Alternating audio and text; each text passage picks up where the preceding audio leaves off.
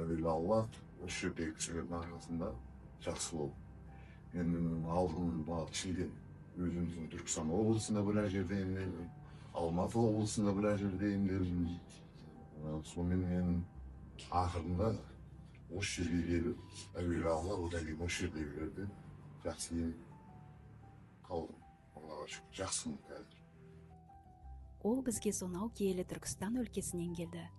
Жүзінен сабыр, көзінде ертеңгі күнге деген үлкен үміт. Алыс жолдан шаршаса да оның бойында ерекше бір тыныштық бар еді. Ең бастысы, ол біздің дәрігерлерге сенді. Өз денсаулығын, өз тағдырын біздің мамандардың қолына қорықпай тапсырды.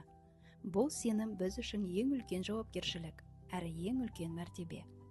Бірақ оның жалғыз емес екенін көру біз үшін нағыз бақыт. Жанындағы жарының мөлдіреген жанары, туыстарының дұғасы, достарының шексіз қолдауы. Осындай махаббат қоршауында жүрген жанның жеңілуі мүмкін емес. Бүгін біз оның көзінен қорқынышты емес, өмірге деген құштарлықты көріп тұрмыз. Түркістанның тауларындай асқақ рухты пациентіміз аман есен үйіне жол тартты.